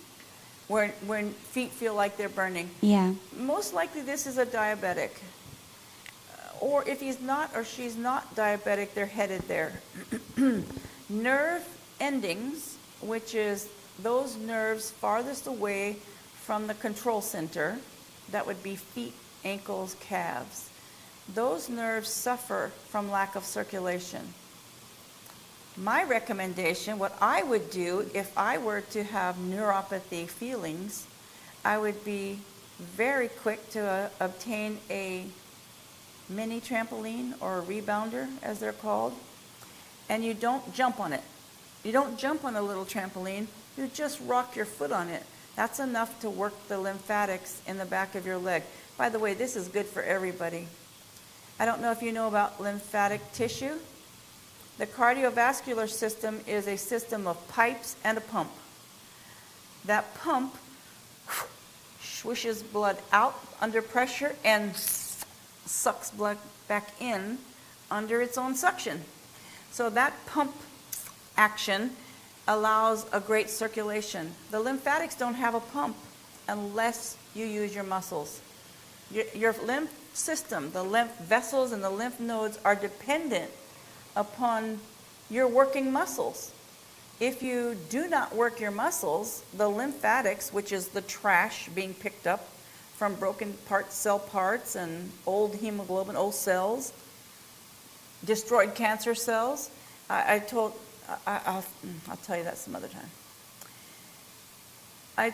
I tell people that are undergoing removal of a cyst or a cancerous tumor, I personally don't want them to take out a lymph node that has cancer in it. And I'll tell you why. Because cancer cells in a lymph system, my opinion, the lymph system is doing what it's designed to do. It's taking that trash out. It dumps the disposable parts that are worn out, used up, or broken down, dumps them in your colon, and you flush them. So use your muscles to work your lymphatic system. It's important to move. One more quick question. If somebody has been on a good, healthy diet and still developed clogged up arteries, could stress be a reason why that is happening, or still would have to be in order with bad fats? Well, your arteries can't plug up from stress, but they can clamp down. When I worked the cath lab, we used to give a drug, I believe the name of it was ergotamine, and it mimicked stress so that we could see what happened to a person, how their body responded, how their coronary arteries responded to a stressor. And many times they would have a heart attack right there on the table because that ergotamine caused a clamping down of the blood vessels. It's called vasoconstriction, blood vessel constriction. And that blood vessel constriction, whether it's by clogging from the inside or clamping from the outer vessel, it's still a block. It still prevents good blood flow. So the question was, can a good diet bring coronary artery disease? No, that's my opinion. Because coronary artery disease is stenosis from fats, sugars, that cause a stiffening of that wall or plaque developing on that wall, or a fatty deposit. Bad fats do that. A lack of enzymes don't clean up the mess. Let's say you go to grandma's house and she's got pecan pie, and she's got mashed potatoes with a whole stick of butter in the pot, and you just don't want to resist it. Eat your enzymes. You'll survive that. But someone with neuropathy and is losing sensation, they want to rush to give themselves enzymes, rush to work the lymphatics. The lymphatics not only does that exercise, walking, if you have trouble with your knees or you cannot do the weight-bearing exercises, swim in a pool, hold the float and kick like crazy. If you have, the trampoline is good, stairs are wonderful. If you can, I know people when we get old, we'd rather just sit there on the porch and watch the birds. I know this, I'm one of you. I want to push. Remember what we read, that if we tax ourselves, this is a taxation of the mind, but it's the same with our muscles. It's the same with our body. And I'm speaking to the choir here. I have gotten tired. I hurt. I've worked too much all my life. I want to just sit on the porch. And I would like to talk myself into thinking that I deserve it. It's just not smart. But my husband's like, how can you move a whole truckload of gravel, 100+ truckloads of gravel and dirt by hand, and yet you just pooped on the porch? I said, it's because I force myself and push myself. And when I do it, I feel better. Okay, I have one more question here. You've already dealt with the pancreas and how it can make insulin for type 2, about going fast. The second one is inflammation of the body from a 6 heart bypass, and also natural blood thinners, if you have any thoughts on that. This bypass person likely has stents. The person that is talking about having bypasses, 6 bypasses you said, they likely have stents. It's almost unheard of for you to go in a hospital and have blockages and them not give you stents. They will give you stents if you have blockages. So they are on blood thinners. No blood thinners. Yeah, and if he took himself off, he's very high risk to form clots around those stents. Ask him to do some research on something called nattokinase. Told you it happens when I eat cucumbers. They don't digest forever. Nattokinase, nattokinase. It's from fermented soy, and it's loaded with enzymes. Again, we're right back to enzymes. If I could preach about any one benefit for all diseases, it's going to be raw food. So It's blood gonna be thinners, would that be part of it? The Nattokinase is an enzyme that prevents blood clots. Okay. It can. And also, cayenne pepper is a very interesting. This guy is taking a lot of cayenne pepper. Chances are that's why he's not already clotted on those stents. Because stents are a foreign object. They put you on blood thinners for a reason. You know, if doctors didn't have a little bit of sensibility in what they do, they wouldn't be believed by everybody. There's a lot of rationale for what they do. There's sometimes, unfortunately, we've gotten so greedy that we're looking for those drugs that are patented that bring a great deal of income. Some of the old drugs don't bring income. I had a client that was bipolar. Her doctors had her on awful meds that had side effects of depression, and she would just go off them because the side effects were so difficult for her. So I said, you can go on lithium, which is a simple mineral. And she was on lithium. They didn't like it because you can't make any money off lithium. Well, I don't know if that's why they didn't like it, but you cannot make money off of lithium. But there is a side effect. She couldn't use marijuana with it.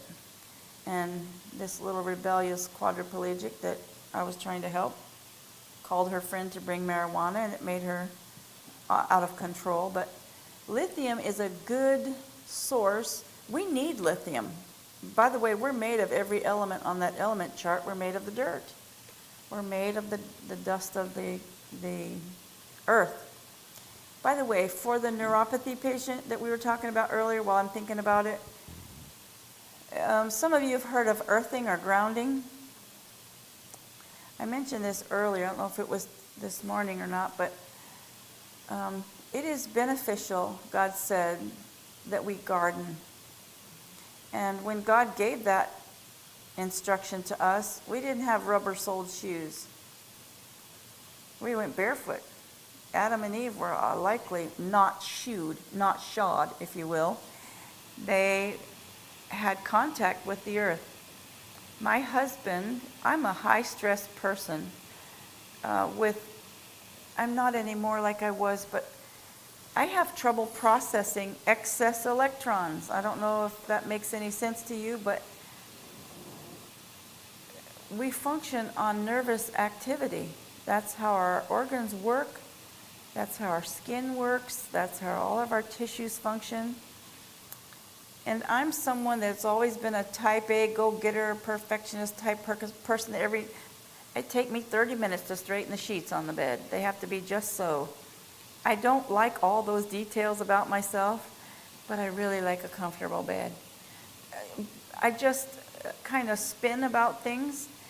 I don't like that about my personality, but I will say it is so valuable to me to discharge excess electrons, either into the earth, in the ground. By the way, you do know what a ground wire is used for, right? You know what a grounding rod is for? It's to not allow a surge of electricity. Well, what is the nervous system but a bunch of electrical activities? Taking a shower won't do it. Is water a conductor of current? You want something that's going to stop that naturally. Water is too conducive. I use the ground or my husband's hands. I'm like, would you pet me, dear? I need to be petted like a cat. Because by the way, I think this is a law within, God has to have provided for women by giving them a husband that will hug, kiss, touch. Those things are very important in a marriage because you take her excess stress. You take on yourself. God says you have larger affections than she. By all means, share them. It's criminal But if you it's kind of withhold it. vice versa too, right? No, it doesn't work vice versa. Oh, really? No. It's interesting enough.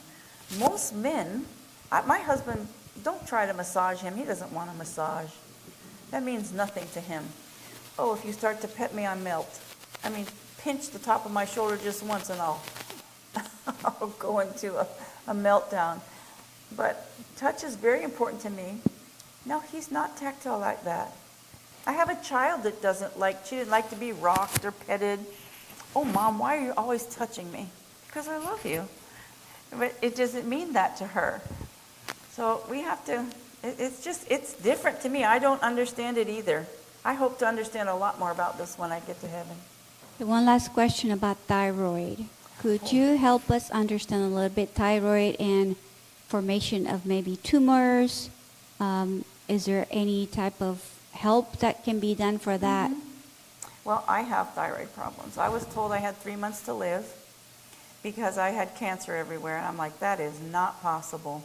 I've been a vegetarian my whole life and a vegan for 20, 30 years. I'm like, there is no way I have cancer. So I asked 3 radiologists, I need to see the scan myself. And I looked at that and I thought, it's very vascular. That really looks like cancer. I was horrified. They gave me 3 months or less to live, and I just literally less than a month been married. I was horrified. Long story. I'm going to give you the short of it. I didn't have cancer. I did not have cancer. The tumors that we were seeing were my thyroid tissue growing elsewhere, other than here. And had I known that, I would not have let them take all those tumors out. They're just a housing of thyroid tissue that were producing thyroid. That's not common. It's thyroid tissue elsewhere is pretty well known in an endocrinology practice, but I didn't know that that's what that was. The doctor wanted to resect my colon, biopsy my liver, take lymph nodes, and I said, you may take my ovaries because they often feed cancer, and I was done having children. Do not touch my lymph nodes, do not resect my colon, do not biopsy my liver. I wanted to remove what might be feeding a cancer tumor, and then the rest I was going to help myself with sulforaphane, which is a chemical in broccoli seeds, broccoli sprouts, that kills cancer cells. By the way, our immune system is designed to give what we used to call the kiss of death. We have killer cells. They're called NK cells. They have now, in just the last few years, harvested natural killer cells from our own body. They grow them in a lab. They will charge you a blooming fortune to put them back in your body so that you can kill cancer cells. Well, we can do that on our own. We're designed to kill cancer all the time. When it overtakes us because we become stressed, by the way, dehydration is one of the worst stressors on the planet. So many things I'd like to share, but natural killer cells we have target cells that show our immune system that's an enemy. And it alerts the other white blood cells to target that enemy and go eat it up. We have macrophages. They act like Pac-Men. You know, Pac-Man, the game Pac-Man that would go eat up other little things on that little game? Well, these macrophages eat up bacteria that shouldn't be there, other things that come into our body that shouldn't be there. Like if you're in contact with someone with germs, cold, flu, whatever, you're resistant to a large degree because of these killer cells, these target cells, eosinophils, basophils, monocytes, leukocytes. All these different types of cells are part of our immune system. They have their own specific jobs. And when we give our body the right tools, that is minerals, vitamins, enzymes specifically, when we give our body these right tools to manufacture what they need, we can manufacture what we need to help ourselves. By the way, a calm mind is everything. Your question was about stress. Yes? Take me back there for a minute. I was asking about thyroid and tumors, like what causes to build up of tumors on the thyroid, and is there any solution for that? I have an opinion that is not popular in the medical community. When I was young, the RADs were high in dental x-rays. The RADs, that is, yes, it's how you measure radiation. It was very high in x-rays back in the 50s and 60s. Now, dental x-rays, the radiation, the RADs are really low. And this would not happen likely today to kill the thyroid. But even today, when they do a dental x-ray on me, I cover my thyroid gland. What's left of it, I want. And I believe that many people in my generation, our generation, suffer from radiation to the thyroid. That's my opinion. Is that why they grow Well, nodules are not, I have nodules on my thyroid. I could give you a lot of testimony about that, but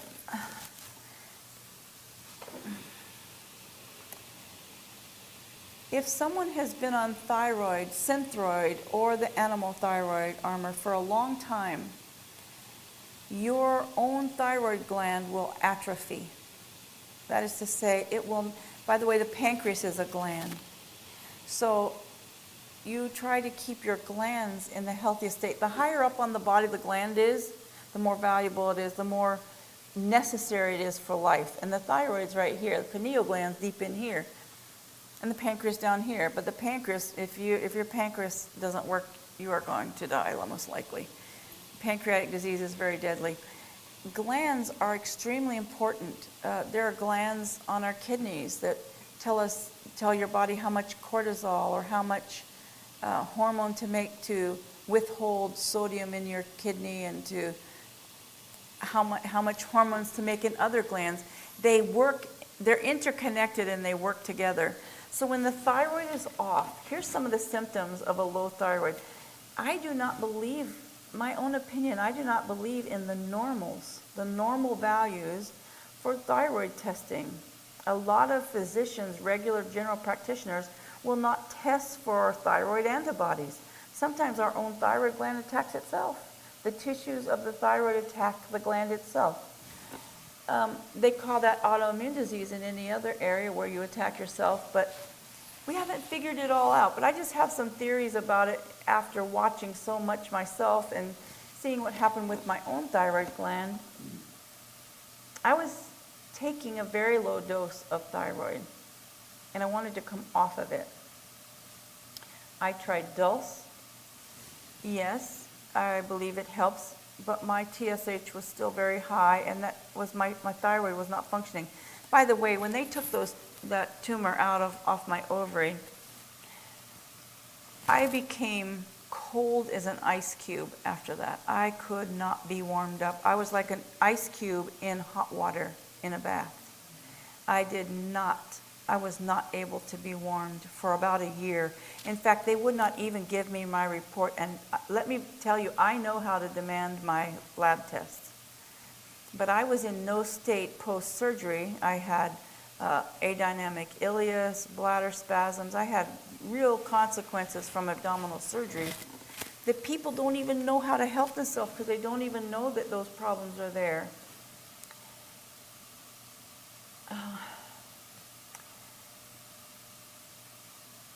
I took iodine. I still take iodine. I apply it to my skin. Is it helping me? I'm not long enough in the testing to see that it is. I'm not exhausted or constipated. My eyebrows are still intact. Those are symptoms of low thyroid or poorly functioning thyroid. You lose the outer third of your eyebrows, you're constipated, your gut doesn't move well, your skin is very dry. It's not just the numbers with a lot of people. As far as the nodules go, I don't know. I don't have an answer on the nodules. I have nodules myself, and I would not allow them to take it out. And their argument is, well, it could become cancer. I said, well, until then, just leave them there. I didn't want them to take any more thyroid tissue out. I wanted every bit that I had. I'm pooped, and I imagine you are too. It is 7:30. We are tired. We're going home. Yes. The one who had the 6 bypass, he told me that he did not have stents because he was too bad. The doctor said he was too bad. He did not have stents placed, this man? So he needed 6 stents, but he did not have them? Oh, I kind of like that. That's really a hard call, especially when you're that bad. But remember, he's still building collateral circulation. He's not dead yet. But it's very important for him to pace himself and to find some way to move his muscles and to do some exercise, but very well paced. Because they're just going to keep getting worse. And even the collateral circulation can plug up if you don't quit taking what's plugged up the others, and you don't quit the sedentary lifestyle that doesn't allow that good circulation. By the way, keep your limbs covered. If you don't, you've got a congestion in your torso, and that leads to disease. We're told to cover our limbs, and we need to do that so that the blood goes in the pump and out the pump all the way around the whole field. Let's have prayer. Our Father in heaven, you have blessed us with knowledge, wisdom, and understanding. Everyone in this room has contributions to share with one another. We all have seen stories and had positive effects and negative trials. Help us, Lord, to help one another and grow from the knowledge of one another, that we may be one body, one fellowship, all kindred spirits, all appreciative of the different parts of this body called your church. Bless us, Lord, as we want with all our hearts to do exactly as you've told us to do, not wavering, not being afraid of their faces if they don't like what we say and they come against us. Lord, we know we're going to receive pushback, but you know all about it. You are our defender. And we thank you, Lord, for the good news of the gospel, where soon we know we are going home, where there's no sickness, no clogged arteries, no neuropathy, no diabetes. Father, we love thee. Thank you for making us fearfully and wonderfully, as only a good Father can do. Keep us, Lord, under thy wing, I pray, in Jesus' name. Amen.